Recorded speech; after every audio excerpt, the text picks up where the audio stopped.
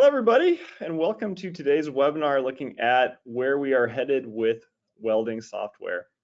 My name is Nick Rendell with Technical Toolboxes, and on the line today we've got Matt Boring from DNV and Stuart Guest from BMT covering kind of a full spectrum of welding software. So with that, if we could look at our agenda on the next slide. Kind of where we're headed today, right? So we're going to look at just kind of the background model for PRCI thermal analysis, also known as HotTap, kind of how we got where we are today. We are also going to look at, where we are headed with that HotTap software with version 5, as well as, a demo of the software. And then Stuart's going to take over and look at the new sleeve and fillet weld software that just released from PRCI, is kind of the use cases, why that was developed, and take a look at the software as well.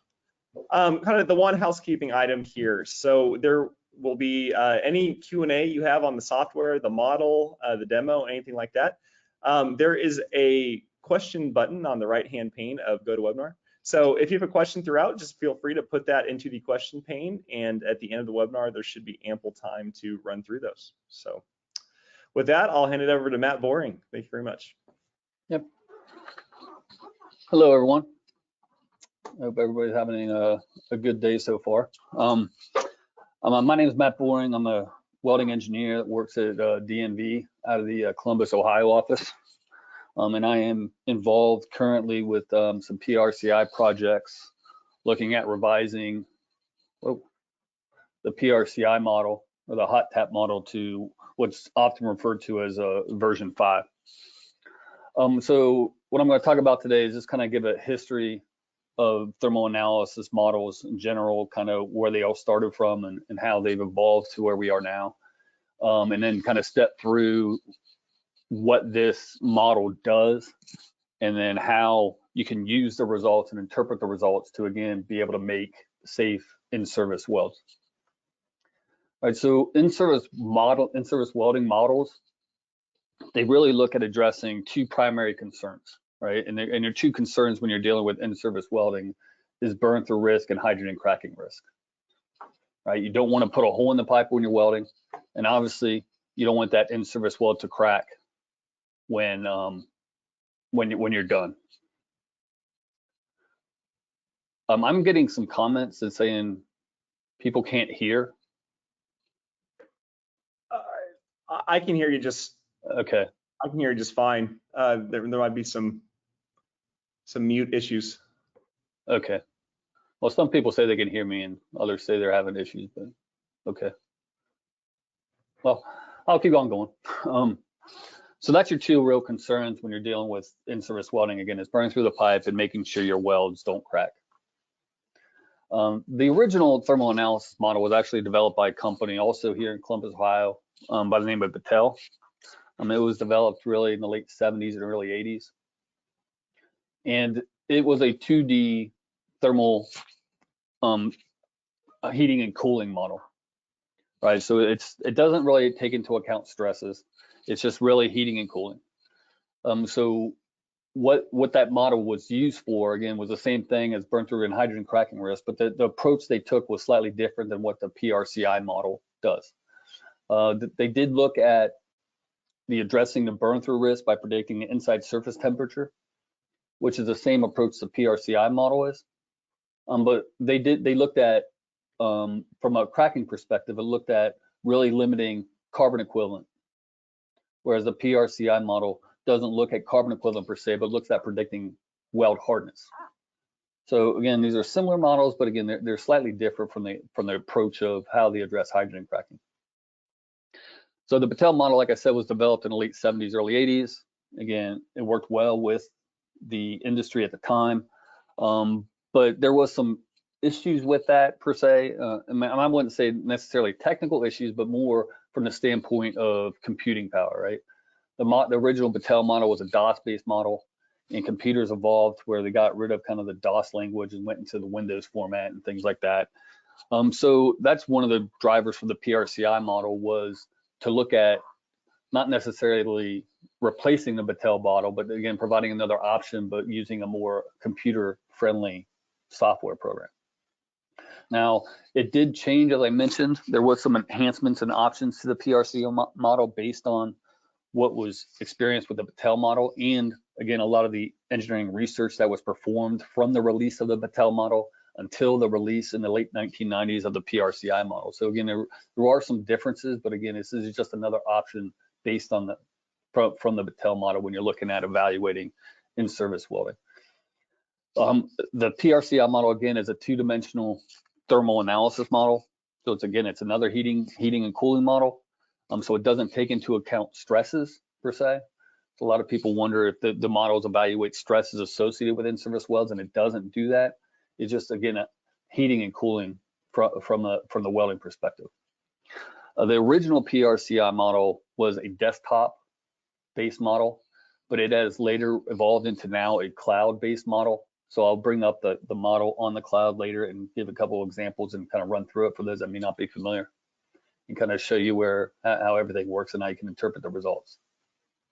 So that's kind of how we've evolved. We've evolved from a DOS-based model from the Battelle to now a cloud-based version from the PRCI model.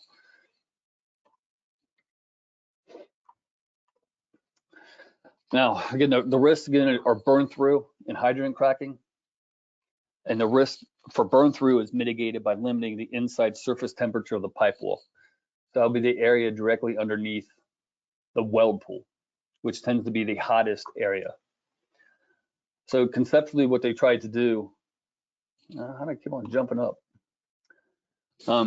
So what you do when you try to predict the inside surface temperature is you limit what that maximum inside surface temperature would be. And that maximum inside surface temperature limit is one of two values, depending on what welding electrode you use. So if you use low hydrogen electrodes, that maximum inside surface temperature underneath the weld pool is 1800 degrees F. If you use cellulosic electrodes, that maximum temperature inside on the inside surface is 1400 F. Now, where do these numbers come from? These numbers come from, again, the work that was done back at Battelle. When they went and validated their model, the concept was, hey, if we keep this pipe wall cool enough, then that pipe wall will have enough strength to contain the pressure so you won't have it burn through, right? As steel gets hot, steel gets weak. So the thinking is if we just keep that steel cool enough, it'll have enough strength to contain that pressure. But then the question is, how hot is too hot? So what the Battelle guys did was they went out and made welds on pipelines, and they instrumented the pipe with thermocouples on the ID surface of the pipe. And then they made welds over those thermocouples with the goal of trying to burn through the pipe, right? And then once they burn through, hopefully when they weld over the thermocouples, and that thermocouple will record the temperature of the pipe wall of the weld that burned through. And they were successful. And what they found out was to get a burn through on pipe, that pipe wall had to reach 2300 degrees F. So then the engineers at Battelle said, well, that's our limit, but we want to add a factor of safety. So then they backed off that value for low hydrogen electrodes, 500 degrees to 1800. And then for cellulosic electrodes, they backed off that temperature, 900 degrees to 1400. The reason you have two different temperatures for those two different electrodes is because the cellulosic electrode has a lot more penetration for the same welding heat input than a low hydrogen electrode does. All right, so those are where those values came from. They came from experiments that were performed by Battelle where they recorded actual inside surface temperatures and then added a factor of safety to that. So that's how you look at mitigating the risk of burn through, is trying to keep that inside surface temperature below either 18 or 1400 degrees F, depending on what electrode you're using. Now, hydrogen cracking. Now, the PRCI mitigates the risk of hydrogen cracking is really by predicting the heat effective zone hardness. And how the model predicts that heat effective zone hardness is something called a Yurioki algorithm. Why does that keep on clicking? Right? So Yurioki was a professor, I believe over in Japan, who spent a lot of time researching steels and how they cool and being able to predict what resulting hardness would come from a certain steel based on the cooling rate, right? And what the Yurioki algorithm does, it produces a hardness curve, which you see on the right. This is where you predict what the hardness of the weld will be, heat effective zone will be, based on the cooling rate. Now the model predicts the cooling rate, and then from that predicted cooling rate, it comes to this Yurioki curve, Yurioki algorithm curve, and then picks off the corresponding hardness. And so this curve is really generated purely based on the chemical composition that the model puts in. Right, so the user inputs the chemical composition, it predicts a hardness curve like you see here. The model then predicts different cooling rates and relates that cooling rate back to the hardness curve, then spits out the predicted heat effective zone hardness. Now we always get the questions like, what is an acceptable hardness? And the acceptable hardness depends on many things. It depends on the chemical composition of the material you have. It depends on the thicknesses of the materials you have, and it depends on the hydrogen content of the weld. All those things play a role into what is considered a acceptable hardness value for that. Now the model itself does not provide what is an acceptable hardness. The user has to determine what that acceptable hardness is.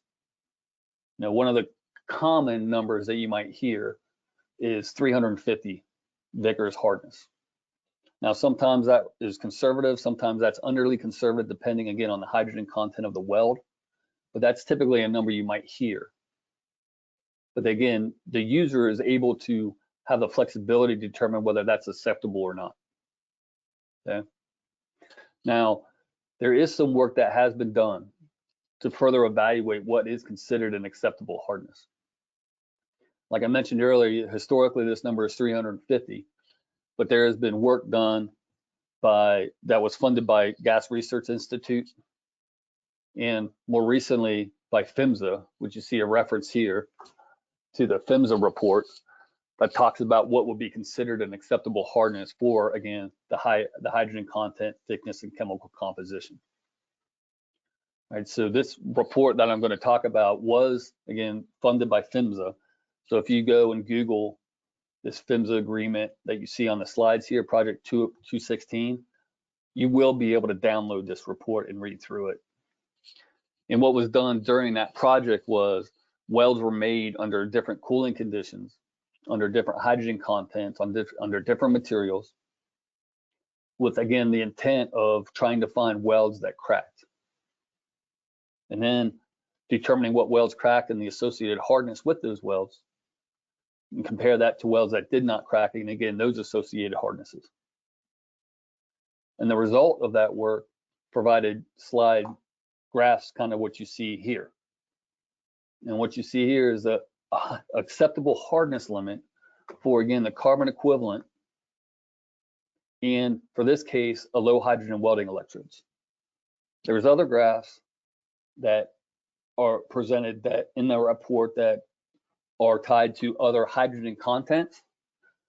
But again, in-service welding most often is done with low hydrogen 7018 welding electrodes. That's why I'm showing this slide. So what you see here again is the carbon equivalent value with the thickness of material for low hydrogen. So this would be one way you can look at determining what will be an acceptable hardness to use as your acceptance criteria within PRCI. So for example, if you're welding on a material that has a 0.45 carbon equivalent, the pipe wall thickness and the sleeve or fitting thickness, say, is both a 1/2 of an inch thick, then what you do is you come over this 0.45 carbon equivalent value, come up to the corresponding 1/2 inch line, and then come across and see that your acceptable hardness for that situation might be 390. And then that would be the number you use to compare the PRCI results to determine whether you have a cracking risk or not.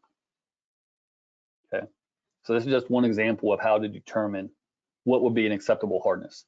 Again, if you want to use 350, you can go ahead and use 350 if you want, which is, again, historically a common number. I've seen some companies use this and they refer back to 250 Vickers for sour service. Again, that's another way you can use that.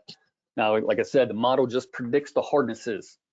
All right, it does not necessarily tell you what is an acceptable. It's really up to the user to determine what that is. So that's kind of just an overview of what the model kind of looks for, right? The burn-through risk is inside surface temperature, and then again, it predicts a hardness, and then you have to determine what will be that acceptable hardness. Now, what has changed to version 5? Okay, there's been several changes. Some of them you may not see. They're kind of behind the scenes. Like it does have an improved mesh generator. It does have a finer mesh. It does have another way. Why does it keep on going like that? There are alternatives to how to predict hardness. What I just talked through was how Yurioki algorithm that's used within the model, but there is another option which is referred to as Kirkcaldy hardness prediction, and I'll show you where you can kind of select that in the model, in the version 5 model. It does have some improvements to the heat sink capacity for those that are familiar with that. It does have some more graphics in there to kind of help visualize what different welds look like. But the biggest difference that you'll notice in the version 5 is that it allows you to enter 2 different chemical compositions to evaluate hardness, right? So oftentimes the pipe and the fitting that you're welding is different materials. In the old version 4, the model only had the ability to predict one carbon equivalent hardness, one hardness based on one carbon equivalent of the material. So what companies have done in the past was they'd evaluate your in-service welding application using, say, your pipe carbon equivalent, and then rerun that same case, but using your, say, sleeve carbon equivalent to determine what will be the kind of limiting factor. The version 5 option, you don't have to rerun cases. You can enter the pipe carbon equivalent and also the sleeve or the branch carbon equivalent, and then it'll predict 2 different hardness curves, and it'll predict 2 different cooling rates, and then it will predict 2 different hardnesses.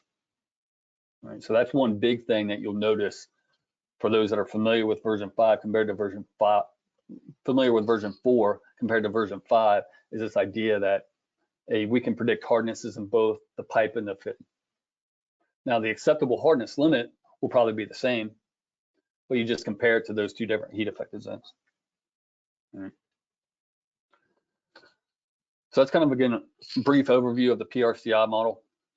So now I'll just run the model and kind of show you kind of the ins and outs with the PRCI cloud-based model. Right. So this is housed again on Technical Toolboxes Cloud. I have it opened up here at the PRCI model here. But again, if you have other software programs or you have other options to the cloud, how do you get to the PRCI model? Well, you get it through one of 2 ways. You can get this PRCI apps. We have the version 2 and version 4 and version 5 models. Again, version 5 is in beta because we're still testing it out to work out some of the bugs. Or you can go under the welding tab and again hit PRCI 4 or PRCI 5. Okay, so we're in the PRCI 5 beta version. You can see up top. Now how this model, it does look pretty similar to what the desktop version is for those that have the desktop version. Right, so you go through, you select your pipe components and then your sleeve components. Again, you do have different joint geometries here. So if you click on the branch option, you'll notice over here on the right, it switches a branch and then you put in your, again, branch parameters, your thicknesses, your gap, groove, and what the branch diameter is. You also notice when you scroll through these, you'll see the picture on the left, which is again is in addition to version 5, a description of these values. So what's the wall thickness, what's the angle, what's the OD, kind of a description for those that may not be familiar. Again, clicking the sleeve, you see how the figures drop. Then you have bead on pipe option. And then again, your heat sink capacity option. So this is all pretty familiar. Now, the old desktop version had a max hardness button down below where you'd enter the chemical composition. Where you enter the chemical composition here is just scrolling down on the screen. So again, you have the chemical composition of the pipe on one side and the chemical composition of the attachment on the other. Now where you put in your welding conditions, that's the welding conditions tab. This is where you put in your current, voltage, travel speed, or you can just enter heat inputs. The model does allow you to evaluate 3 different welding processes. Right. In this case, this example, I have 5 different welding conditions. You can see down here in the middle where it says record 1 of 5. You can scroll through the different records by clicking the arrows left and right. And what I did in this example was just have 5 cases where I just have increasing heat inputs. So you'll see my heat input starts at 10. In this case is 20, goes to 30, 40, and 50. Now, if you want to add welding conditions, what you do is you click on this box right here where it says new record. You click on it, you get a blank screen, so you have to fill out the information.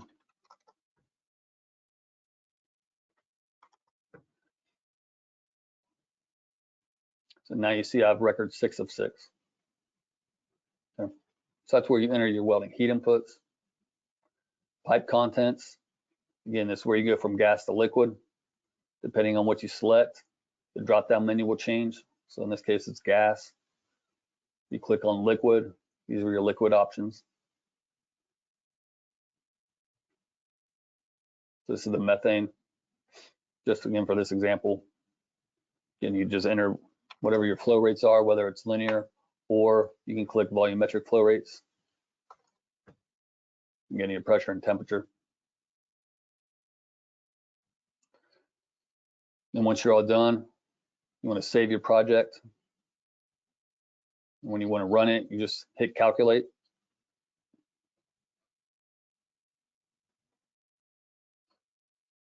It says it ran successfully.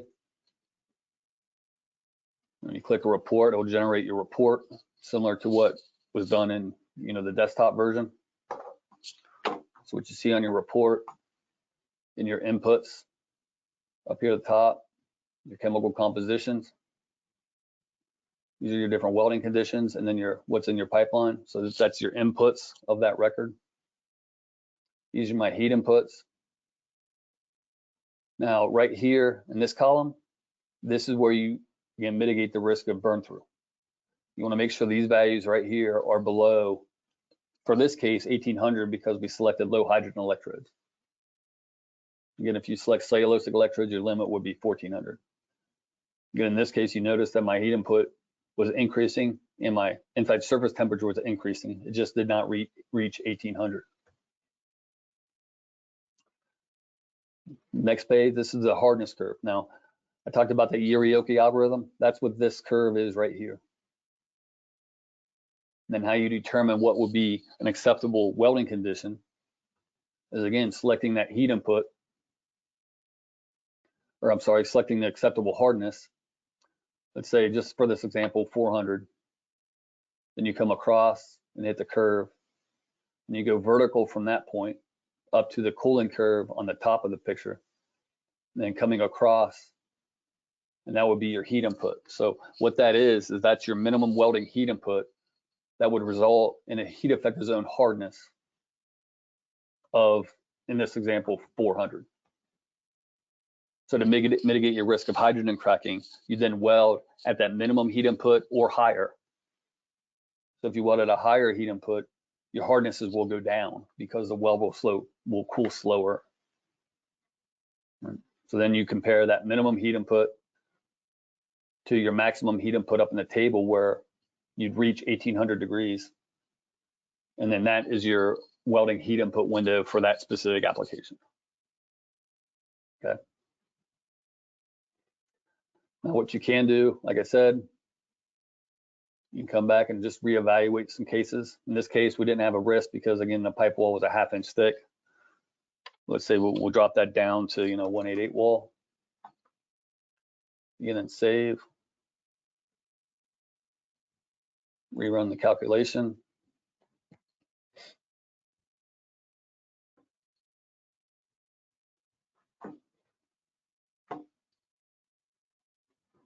You click the report.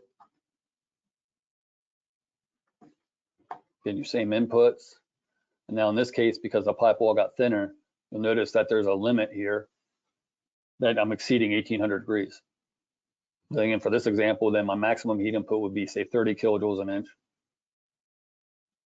We'll go down, say we'll use the same hardness of 400. We'll come across and come up and come over. In this case, our minimum heat input is about 25 kilojoules an inch. So again, you compare that minimum heat input of 25 to the maximum heat input of say 30. So then that would be your window for this specific application. You have to have your welder follow the welding procedure, but stay within the heat input range of 25 and 30 kilojoules an inch. Okay. Again, that's kind of an overview of the PRCI model itself. Now, the version 5 does give you the user an option to either run the version 4 mesh or the version 5 mesh. And you can see that in this advanced options. So the example I just ran actually used the version 4 mesh. So if we click over here and use the version 5 mesh, we'll just rerun the same report.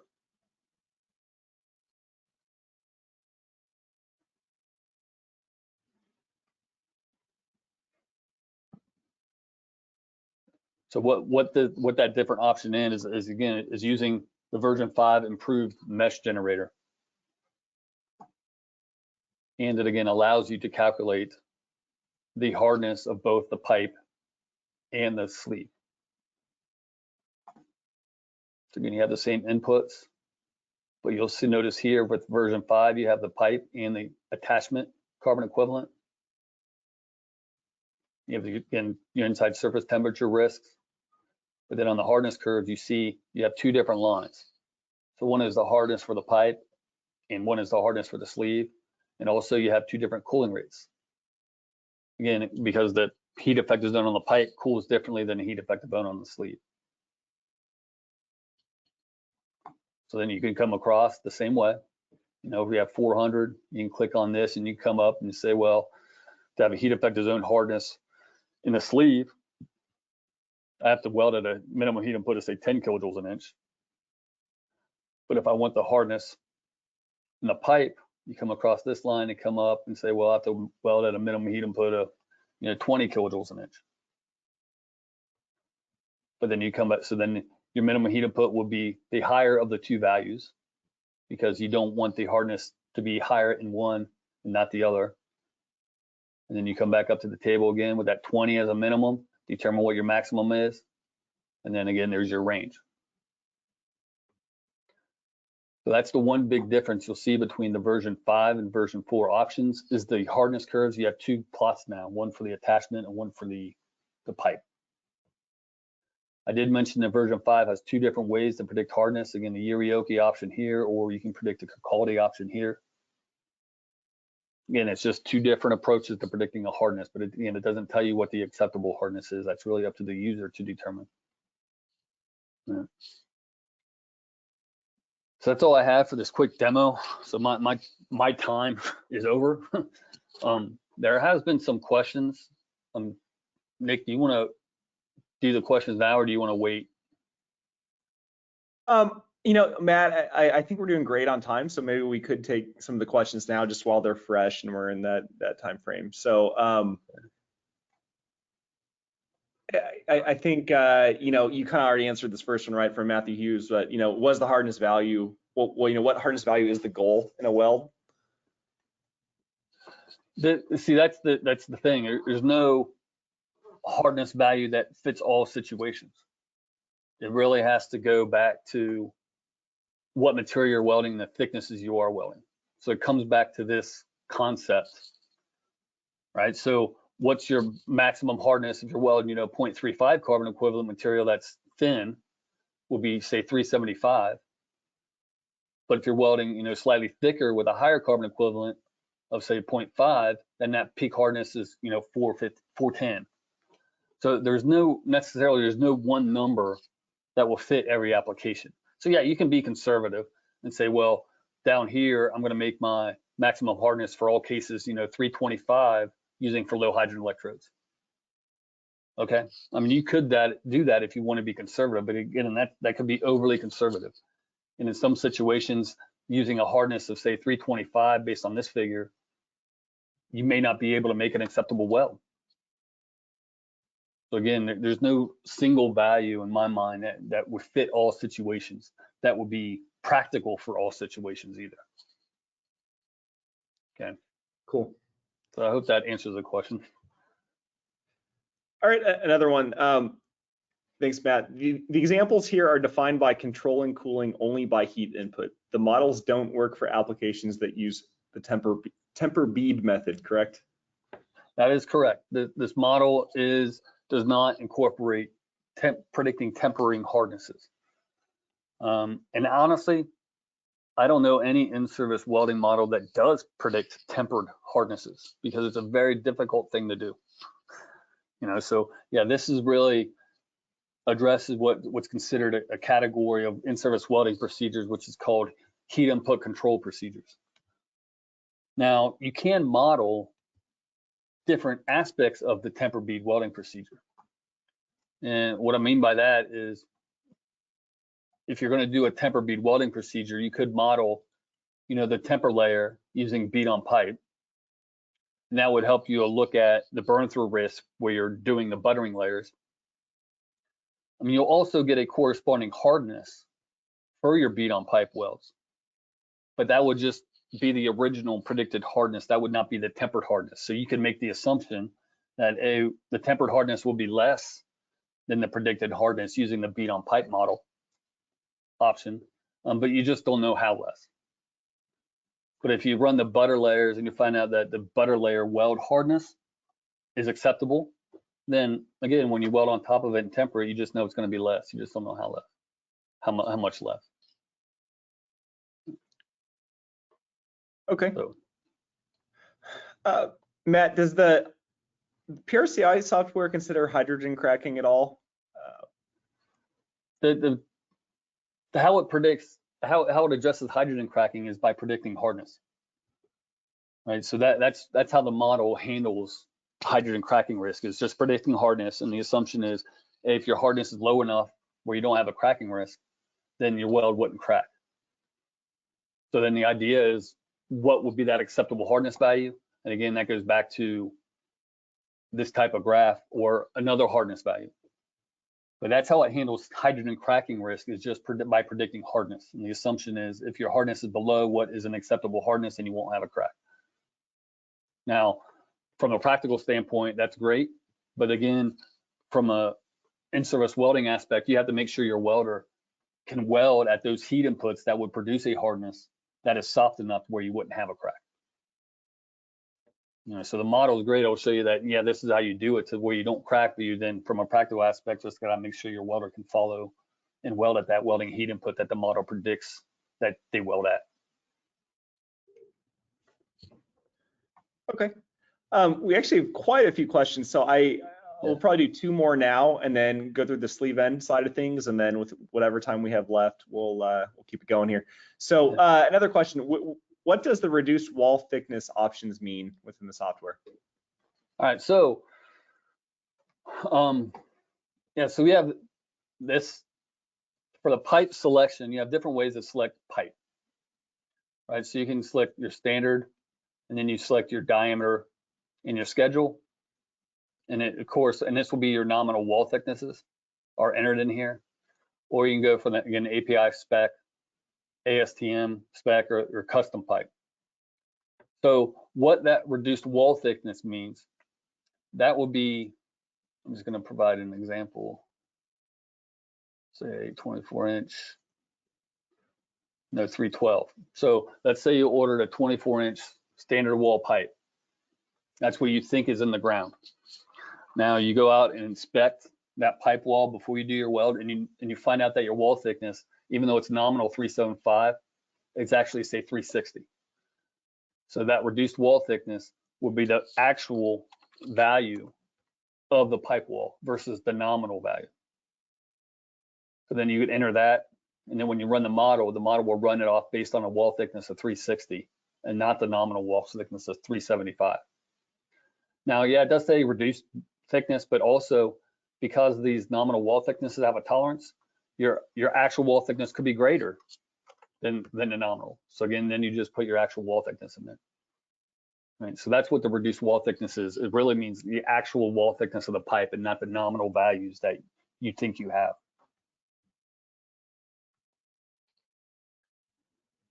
Okay, last question for now.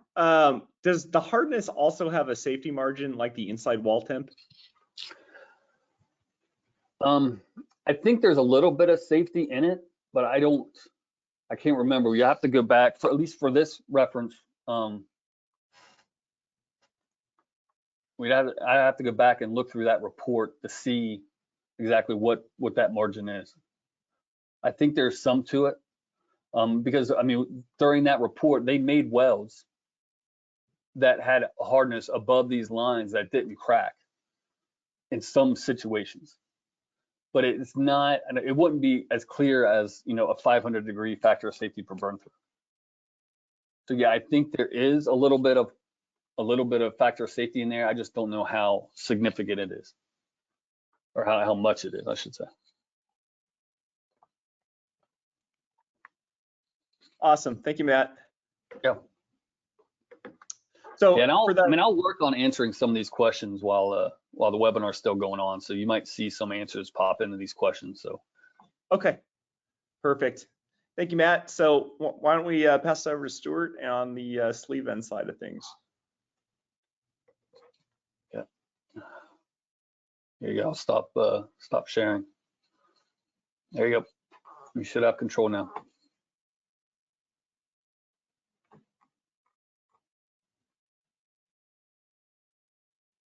That would be nice if the screen sharing would now work. Uh-oh. Hold on a second here, guys.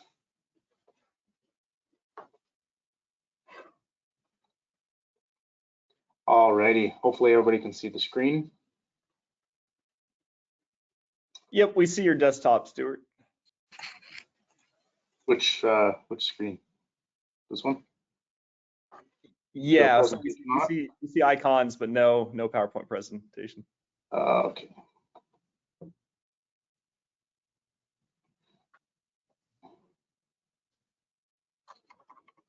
There we go. That should hopefully work.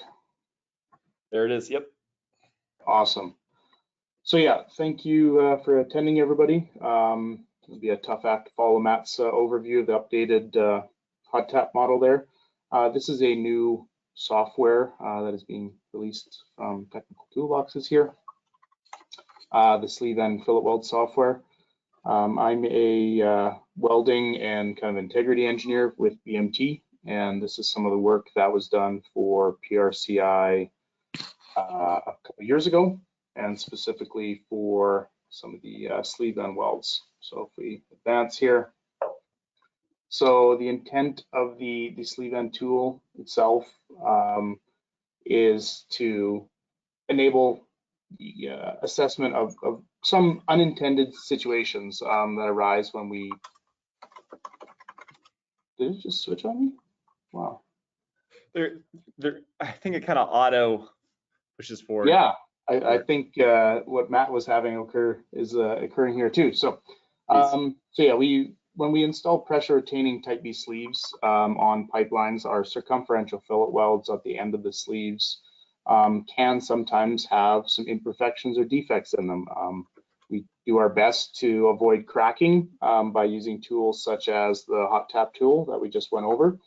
But if we do find an issue, whether it's a hydrogen crack, like some comments or questions were surrounding, or it's an undercut type feature from, you know, a welding arc kind of thing, or an inadequate weld size perspective, we kind of need a tool to be able to predict some of these unique geometries that happened. Traditionally, the sleeve type geometries and the stress intensification factor formulations for these geometries is not documented or published in fitness for service codes like API 579 or BS 7910.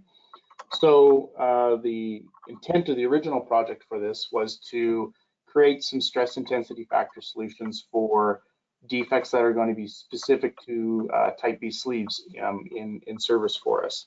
And that would hopefully enable us to conduct a fitness for service assessment, do a little bit of desktop engineering work rather than potentially requiring an expensive repair or extending it with some sleeves and over sleeves kind of thing. So it would just gives us an option to do a little bit of work before immediately putting more sleeves on or additional welding, which does have its own additional risks and challenges with it.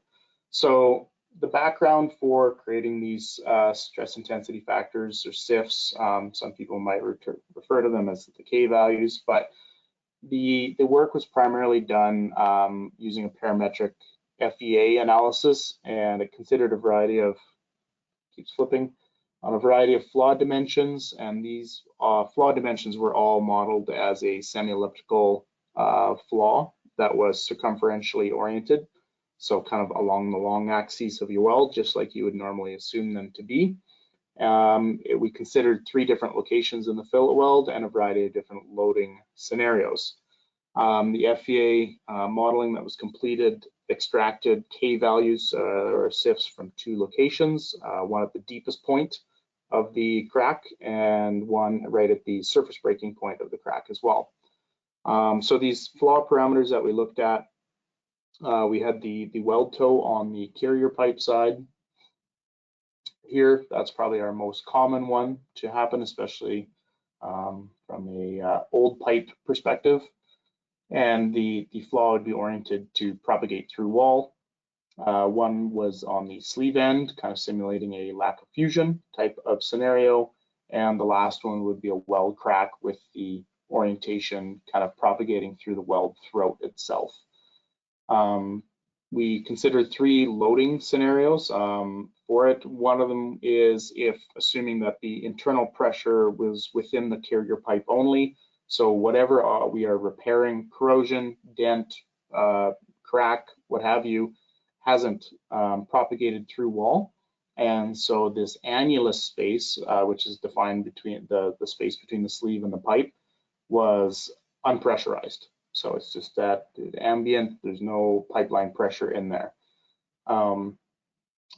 The second scenario was if whatever feature we had intended to repair went through wall, and this annulus is now pressurized between the pipe and the sleeve.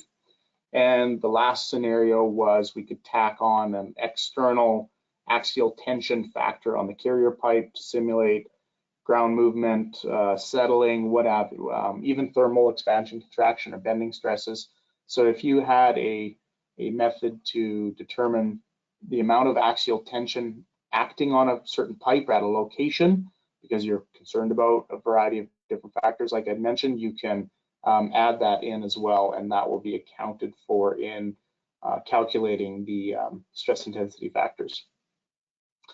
So I don't have, since this is a new tool, we don't have the historical aspects like Matt had, but I can talk about some of the example trends. Now, I know there's a lot of information on here, but it's just something to keep in mind here. So we've just kind of got this factor on the left-hand side here. It's a normalized crack depth kind of stress intensity factor, but you can more or less think of it as if it's negative, the crack is in compression. If it's positive, the crack is in tension. I would be the general way to think about it here. So for these 3 scenarios here, they're all the same crack geometries and orientation. It's a toe crack on the pipe side, and we are looking at the stress intensity factors at the deepest point. So this is from the report that was provided to PRCI. And on the x-axis here, we do have an increasing crack depth ratio as we're getting deeper and deeper. So you can kind of see just from a general trend, just to keep in your mind as once you go to use the software here, which we'll demo in a second, that when we have a pipe pressure only scenario where that annulus is not pressurized, it's at ambient, that for almost all cases, the stress intensity factor is actually going to be negative. That crack is going to be in compression more or less, and that's just due to the unique bending that happens around the weld toe and the outer part of the pipe wall on the outside surface of the pipe wall. If we compare that to when the annulus becomes pressurized, we see the opposite trend effectively. When that annulus is pressurized, given the unique kind of bending that happens around the fillet weld. We do have a tensile force effectively acting on the flaw, and that changes as we get deeper and deeper and deeper, and that kind of makes sense just given the bending moment effectively happening around the fillet weld as we go deeper. The role of through thickness bending changes our stress intensity factor formulations. When we look at tacking on some axial tension, again, making sense given our flaw geometry here, that axial tension is going to be acting perpendicular to our flaw dimension, or sorry, our flaw orientation. So we would anticipate that, again, the stress intensity factor would be positive or in tension as well. So if you're kind of curious of why we have negative values sometimes, it's because the FEA modeling that was completed basically didn't account for the fracture faces touching. You know, they basically could superimpose through each other from a mesh node perspective. Whereas in reality, you know, those free surfaces or those crack surfaces would actually collide and, you know, hit each other effectively. But you just kind of keep that in mind, as if you see a negative, that's what it pertains to. Switch to the next one here. Just a couple different ways to look at some of the trends. That from a pipe pressure perspective, there is a function of D over T, whereas if we have a much higher D over, apologies for keeping jumping, if we have a much higher D over T ratio itself, we will have more bending effectively, and we're going to be in more compression at this type of flaw orientation and location relative to a lower D over T ratio pipe. When it gets to considering the pipe annulus pressurized scenario, you can kind of see that depending on our flaw dimensions, and I don't expect you guys to interpret all of these short form codes here, but depending on our flaw dimensions and our D over T ratio, we can sometimes be in tension, sometimes be in compression as well. So when you're using that option in the software, and if you enter one particular flaw geometry or pipe geometry and it gives you a positive, and if you change a few little things and you expect it to be positive, but it turns negative, just remember that it does kind of have this kind of type of shape to some of the trends for it. And again, axial tension, because it's just a simple mechanical loading perspective, you know, it's a very tightly bunched linear type of behavior. So if I skip ahead, now maybe we'll jump. Okay, so the final comments is it doesn't have nearly as many features as the version 5 of the HotTap software, because this is very, very specialized. It's very specific to supporting, you know, engineering assessments of these types of flaws. We, as an aside, we determined that for all the crack geometries that we did model, that we did consider, crack and loading geometry, sorry, that for all of these, they had a plastic load limit that were at least 97% of the theoretical burst limit of the pipeline. So we basically don't have to worry about, in most scenarios here, that we don't have to worry about plastic yielding of that remaining ligament underneath the flaw. So we don't have to worry about it. Some of the limitations, and these are built into the software, but just kind of something to keep in mind is why you're getting an error, is because it was a parametric analysis, and therefore we made regressions, basically these curves. We kind of have to stay within the boundaries, play within the sandbox, if you would, of what the original modeling considered. So some of these ranges that we did consider, we had a range of D over T ratios, we had a range of sleeve thickness ratios. See, it did jump. Sleeve thickness ratios, range of sleeve length, and most importantly, that we're probably going to run up against when using this software in the field is these crack depth ratios as well as the aspect ratio. These kind of do have to stay within these ratios to remain accurate, because these regressions are modeled as such. So I'm hopefully going to jump right over here to sharing this guy. So hopefully everybody can see the web version here of the software. So just as Matt showed before, if we go under this welding tab, I guess you would at the top, we've got a PRCI thermal models, and now the newly added sleeve end fillet weld model here. It kind of opens up as this. You can select a variety of different cases if you've got some pre-saved ones, or maybe a pipeline specific one. Line 100, you've already got your attributes plugged in for diameter and thickness. You can kind of create like an easy one, or line 105 is a different one, right? So you can kind of do it that way. But from here, it's a very simple linear kind of data flow, entry flow. You can select your flaw geometries, weld toe, weld root, or sleeve end. And then, just as Matt was showing, you have a variety of options to enter in, standard steel pipe schedule number, or custom pipe. So, and to answer the previous question too, that reduced wall thickness option is still present here, with the same purpose or premise of it being there. So you can select your pipe diameter, your thickness, and your grade, some fairly basic inputs. You would be entering in your total crack length, so 2C from a fracture mechanics terminology perspective, and your crack depth. Now, again, these do have to be within the limits that I had talked about, and if you enter something outside of those limits, it will flash an error message for you. Following the crack or the inspection information that you would input, you have your final kind of geometry related things related to sleeve length and sleeve thickness.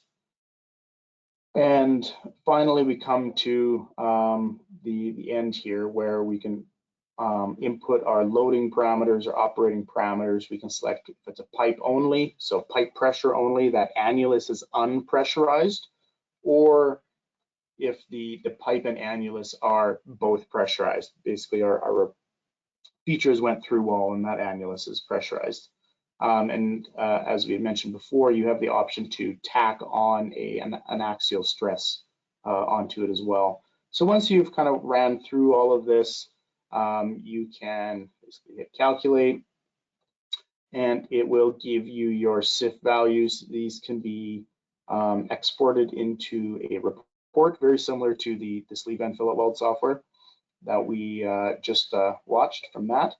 And it's going to give you your SIF values from there. And similar to what I was talking about with some of the different trends, if we were to switch this now from just pipe only pressure to pipe and annulus, and the annulus being of equal pressure to the pipe, and we recalculate, our negative SIFs now have become positives.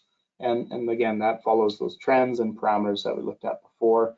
If we tack on an axial stress, because we've got maybe some stress models to support it, from ground settlement, a lot of bending happening, what have you, you can enter in that load at the location, and then recalculate that as well. And correspondingly, we're adding on an additional stress, our SIFs go up as well. So you can, just like Matt had showed, it's a very similar workflow. You could save as effectively, save a particular scenario to revisit it in the future for quick assessment again, and you can go for it that way.